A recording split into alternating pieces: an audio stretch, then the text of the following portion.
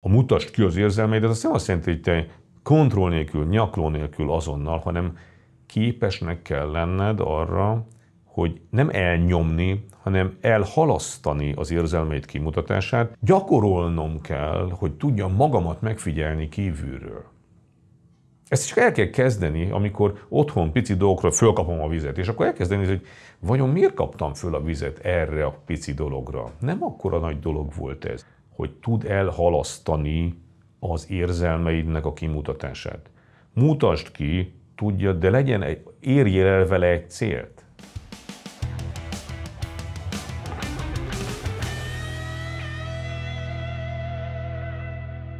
Nagy szeretettel köszöntök mindenkit, Bedő Imre vagyok, és ez itt a Férfiak Klubja, a Mentor csatornája.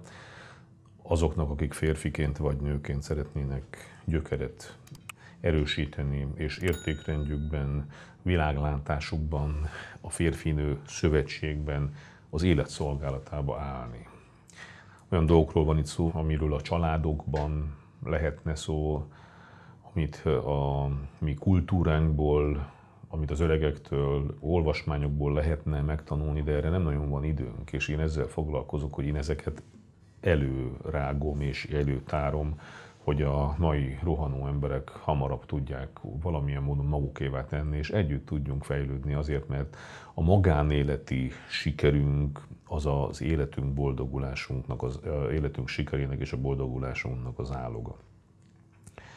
Ma a haragról, a dűről szeretnék beszélni, mert látom, hogy milyen sok harag és dű árad felénk, jön ki belőlünk platformokon, a különféle kommunikációs csatornákon, a politikában.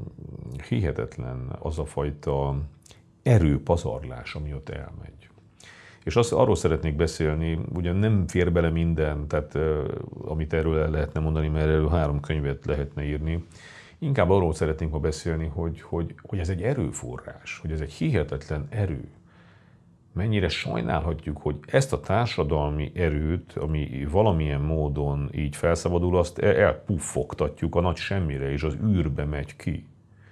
Miközben ezt az erőt kifejtve hihetetlen mód elfáradunk, kiégünk, és belebetegszünk úgy, hogy semmilyen eredménye nem lesz. Ezért szeretnék beszélni, hogy a dű az milyen erő, hogy ez mennyire természetes, és hogyan lehet azt a mi javunkra fordítani, hogyan lehet valami jóra fordítani, mert ezt lehet építésre is fordítani. És azért még egyszer mondom, különösen érdekes, mert hihetetlen sokan szítják ezt a dühöt. Ha már ez az energia előáll, ugye megélhetési influencerek folyamatosan teszik ezt, hogy minél több ember dühítsenek föl, vagy önmagukhoz kötni akaró mesterek, tehát vannak azok a mesterek, akik azt mondják, hogy én velem tudsz csak haladni, nincsen más út előre, csak az, hogyha velem jössz, és így úgy, amúgy, mert egyébként odakint nincs élet meg. Tehát látható, hogy én nem ilyen vagyok, én azt mondom, hogy kötődjünk a kultúránkhoz, és mindig visszavezetek mindent arra, hogy a mi kultúránkból mindenféle dolgot meg lehet tanulni, és ma is lehet alkalmazni úgy, hogy nem olyan ruhában vagyunk, és nem olyan munkát végzünk, és nincsen gucsizmánk, és nincsen lovunk, és nem is kell, hanem rengeteg értékrendi, világlátásbéli dologba kapaszkodni tudunk. Tehát, hogy ez sokkal inkább mások, mint azok, akik magukhoz akarják egyfajta, ugye a világtól való félelemből keletkeztetett dűvel kötni az embereket, de a politikai csatározás is folyamatos dühöt szül, a háborús érdekek, a jó emberkedés, ez a világ megmentés, ez a zöld halál, hogy valami meg fogunk halni, és hogy ki az, aki tesz, ki az, aki nem tesz, miért tesznek. Az élelmiszer fronton levő dolgok, az energia, a rák, a pénzügyi problémák, minden arra megy ki, hogy az emberekből keltsenek egyfajta dühöt, és ha nem használjuk azt valami jóra, ha már megtermelődik, akkor mint titkos féreg fog a rág, ugye Petőfi Sándor ezt mondta, akkor szépen el fogunk hervadni, mint a virág, mint titkos féreg fog a rág. Tehát, hogy lássuk, hogy lehet ezt jobban csinálni. Abból induljunk ki, hogy a világban sok minden megy rosszul. De lássuk be, hogy ez természetes. Tehát az ember dolga az, hogy javítsa ezeket a dolgokat. Olyan nincsen, hogy akkor a világ már olyan jól megy, hogy mi mindannyian hátradőlünk, és ha semmit nem, csak akkor is jól megy. Nézzük meg, ha az udvarunkat ott hagyjuk, akkor fel fogja venni a dudva, a gyom. Mert az gyorsabban nő, mint a kultúrnövények, és akkor egyszerűen minden el fog dzsungelesedni, és nem fogunk tudni benne semmit csinálni. Ha ott hagyjuk az autónkat, az meg fog rozsdásodni. Minden ilyesmiben a romlás bele van kódolva az anyagi világba. Tehát ha mi nem teszünk, hogy folyamatosan a mi életünk arról szól, hogy az anyagi világot, a körülöttünk levő ugye teremtett világot folyamatosan javítsuk, akkor az, ha nem javítjuk, akkor az lefele fog menni, vagy pedig átveszi a természet a maga rendje szerint nyilvánvalóan, de aminek mi már nem leszünk a részei. Tehát természetes, hogy van egyfajta romlás, és mi döntjük el, hogy mit kezdünk az érzéseinkkel, amit ez a rossz működés generál bennünk. Mert lehetünk mi dühösek, ugye ezért, hogy úristen, mi történik, már megint egy kivahívás, és ő meg, és én csinálom, de ő nem. De akkor ez még a 0. pont előtti rész. Tehát az ösztönlényi élet, és sajnos az emberek többsége, remélem, hogy itt már kezdünk ébredezni itt a csatornán, de az emberek többsége még csak ösztönlényként él, aki nem foglalkozik ezzel, nem próbálja meghatározni, hogy mi az érzéseivel mi történik. Abba ez csak így ösztönlényszerűen gyűl, ez a bizonyos gyűlölet, ugye, tehát ez csak gyűl, ez a düh, ami belül rág, ebből lesz a harag, mert egy gyűlölet így gyűl, az még nem harag. Aztán lesz a harag, ami aktivizálja a fizikai erőt, amitől elszabadul az ember a fizikai szinten is. Értjük ezt, hogy mennyire fontos lenne az ösztönlényből kilépni. Ha ösztönlényként élünk, akkor az a harag gyűl, kontroll nélkül. Nincs kontroll fölötte, nem is tudjuk, hogy gyűl, csak úgy. Egyszer csak magyarázatra el tudod magyarázni, hogy miért kezd neked. Ez felhatalmazássá fajul, hogy te neked jogod van, és bum, felrobban.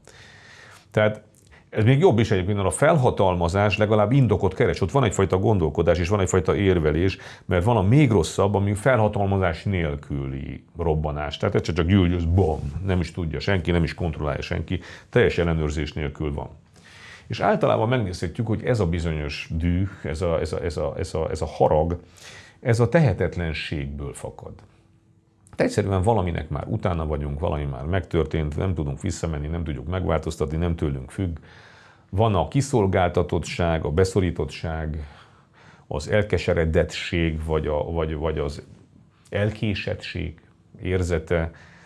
Tehát ezek mind oda vezetnek, hogy amire azt mondják, hogy a harag rossz tanácsadó, hogy egy ilyen áradásá, egy tűzvészé alakul a víz vagy a tűz, amit teremteni is tudna, de az áradás és a tűzvész az mindent elvisz és elemészt. Elborul az agy, megszűnik a gondolkodás képessége, megszűnik a döntés képesség, mert van olyan, hogy dönteni tudnánk, és a kézben tartás teljes képessége, és valahol elszabadul. Azért beszélek erről így, hogy érezzük, hogy a mi életünkben mennyire fontos lenne egyszerűen realizálni, hogy mekkora energia ez. Fel kell ismerni, hogy ez óriási energia, ami felgyűlemlik bennünk, úgy, hogy mi nem is gondoltunk előtte, és ezt el kellene kezdeni hasznunkra fordítani. De hasznunkra fordítani csak úgy tudjuk, hogyha rájövünk arra, hogy magától, ha nem kezdjük el irányítani, ez csak rossz irányba mehet. Egyszerűen, ha hagyjuk, hogy ez eluralkodjon rajtunk, és mi egyáltalán nem foglalkozunk a kontrolljával, akkor nincsen, ami jó irányba terelje. Gondoljunk bele, hogy kívülről is próbálják ezt terelni, kívülről, hogyha a politika kezdi terelni, az üzleti érdek kezdi terelni a mi dühünket, a vallási fanatizmus, a családi machinátorok, akik hátulról kezdik szervezni, és ezt mondják, azt mondják, a párkapcsolatban ugye bárhol kívülről kezdenek el a te dühöddel bánni, egyszerűen nem te irányítod ezt, te csak hagyod, hogy ez veled megtörténjen, akkor ez azért megy rossz irányba, mert terelni téged, a te dühödet terelni nagyon nagy energia kívülről. Egy politikai pártnak, egy nem tudom, gazdasági szervezetnek, vagy akár egy mozgalomnak, zöld, vagy bármilyen egyéb mozgalomnak is fel kell tenni ezt is terelgetni, hihetetlen kemény. Nagyon-nagyon nehéz, költséges munka. Ő oda akarja terelni, amilyen érdeke neki van, aminek te egy eszközévé válsz. Ha engeded, hogy kívülről valakik irányítsák a te benned keletkeztetett érzéseket ráadásul, mert azok sem úgy keletkeznek maguktól, hanem ezek jó részt a te információfogyasztásod miatt keletkezik valamilyen módon. Tehát jó irányba ezt csak önkontrollal és belülről tudod. Önkontrollal és belülről egy belső erővel tudod jó irányba terelni, hogy a te életed építésére szolgáljon. Ehhez ugye elsősorban az kell, hogy felismerd, hogy ez egy erő. Az erő mindenképpen kell a teremtéshez, a szolgálathoz, a változás generálásához. Ha nincs erő, akkor nincsen semmi. Tehát akkor felakasztanak egy fogasra, sokkal egész napot vagy. Ugye a depresszió például nincsen erő, elfogy végleg. De az erő az kell. Tehát és ez is egy erő, ezt fel kell ismerni. Felismerni, hogy összegyűlt ez az erő, tehát hogy magadban, hogy hogyan gyűlik ez a fajta harag vagy dű bármi ellen. Ez egy önismereti folyamat. Egyszerűen tudatosítani, gyakorolni kell azt, hogy hogyan ismerem fel, hogy milyen érzés az, amikor még csak kicsi van, amikor egy kicsivel több van, hogyan működik.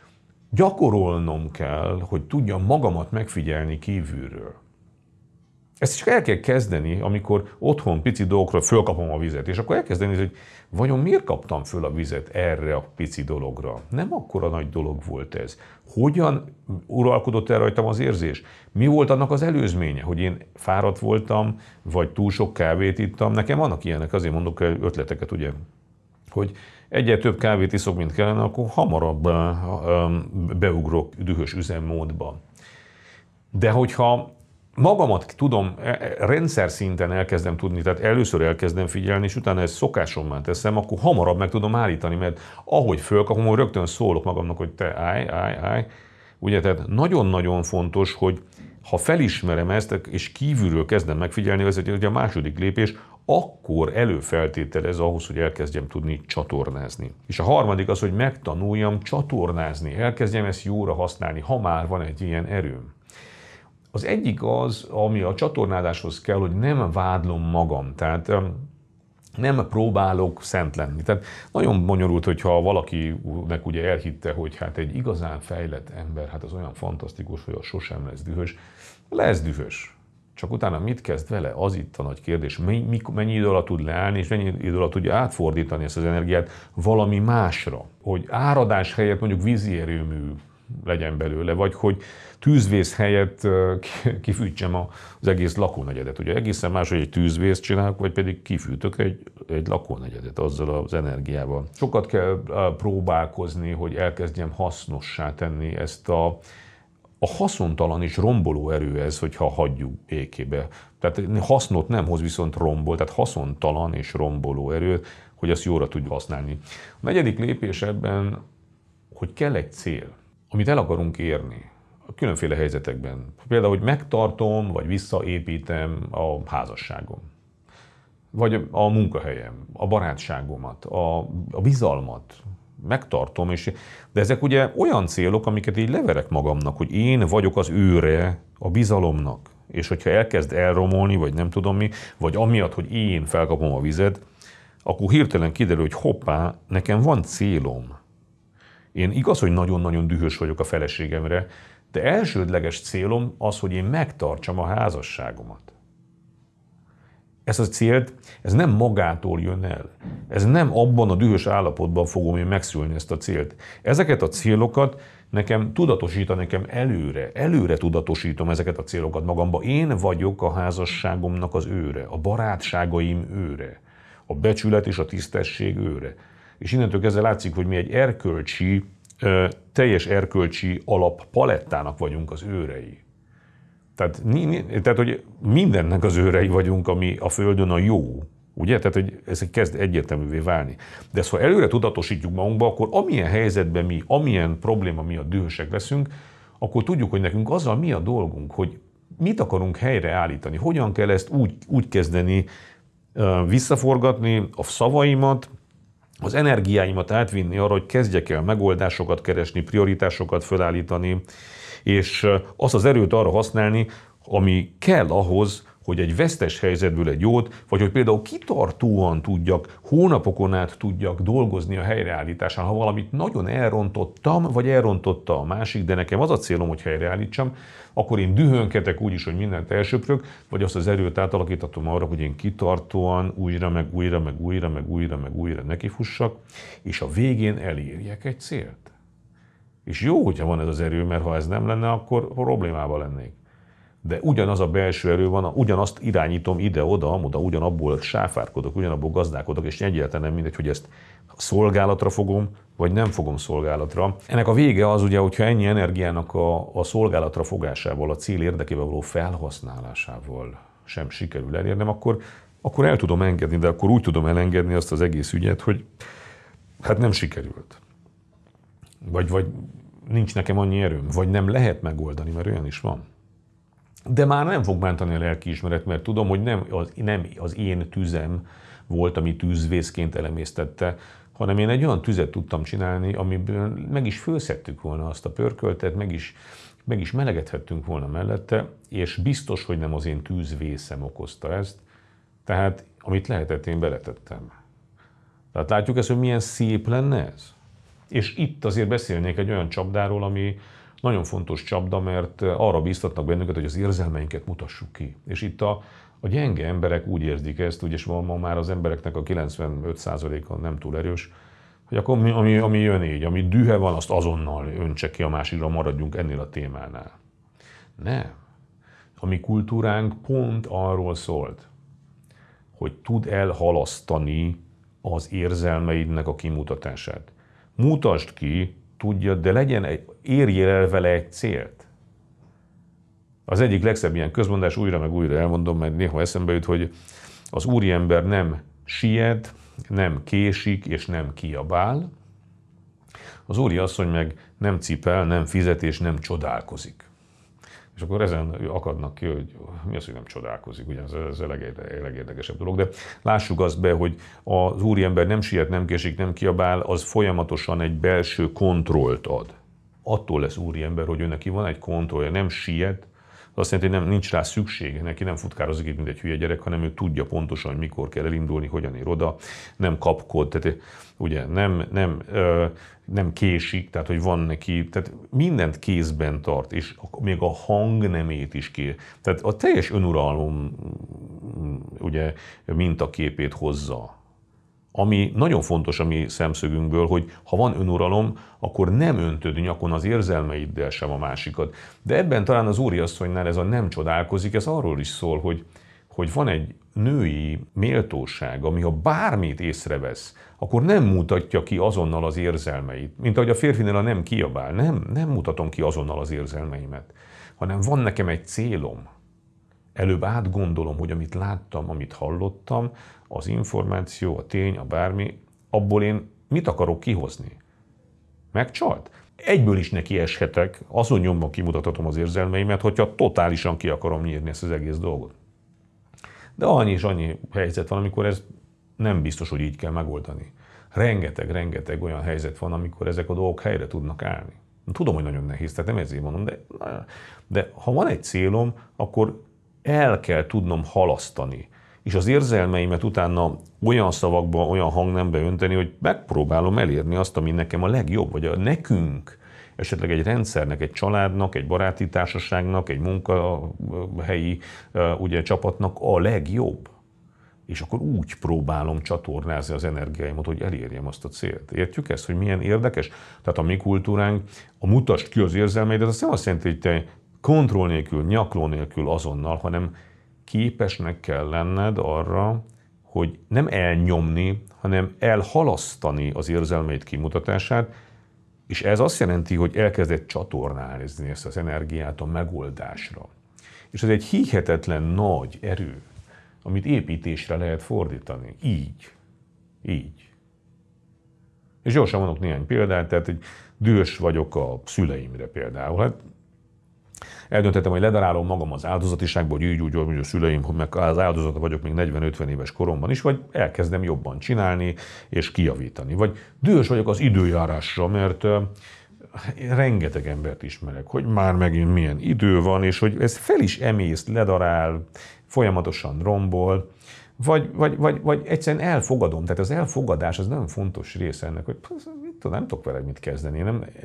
És azt, hogy így gyűl bennem egy ilyen elégedetlenség, azt elkezdem megfigyelni, és elkezdem kitálni, de inkább elvégzek mondjuk egy rég elhalasztott olyan fajta kis munkát, amit pont ilyen rossz időben el lehet végezni, ezt csókolom. Nem is rossz idő, azt nem is szeretem. Tehát én azt szoktam mondani a gyerekeimnek, hogy nincs rossz idő, meg jó idő, hanem van esős idő, meg napos idő, meg szeles idő, meg meleg idő, meg hideg idő, de rossz idő, hát miért lenne rossz az idő? Hát főleg, hogy nem is tudunk vele mit kezdeni. Meg jó, hát nem. Ilyen, olyan, amivel van. Ha nyaralni megyünk, akkor is, ha esik az eső, akkor mi van?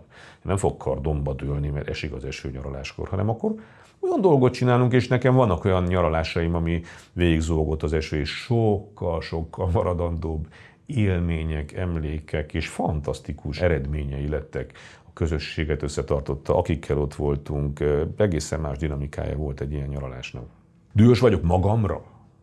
Ugye? Hát ez, hogy tudok javítani önmagamon? Lehet, hogy tudok valamit javítani, de vannak tulajdonságaim, amit el kell fogadnom, hogy én ilyen vagyok, és inkább az erősségeimre kell építenem. Most ebben nem megyek bele, vannak kutatások erre, hogy nem a gyengeségeidet kell folyamatosan ugye fölfele hoznod, mert a rengeteg munkával nagyon keveset hoz, hanem az erősségeid megtalálására inkább arra kell építeni, de el kell fogadnod, hogy vannak neked is olyan dolgaid, amit nem annyira jók. Vagy dühös vagyok a feleségemre, vagy a férjemre, vagy ugye, tehát ez azért ilyen mindennapos dolog. Hogy rá kell nézni, hogy ez mekkora ügy. És én azt látom, hogy például az én házasságomban nagyjából én azt állítom, hogy 85% rendben van, és 15 az, ami úgy nagyon idegesít.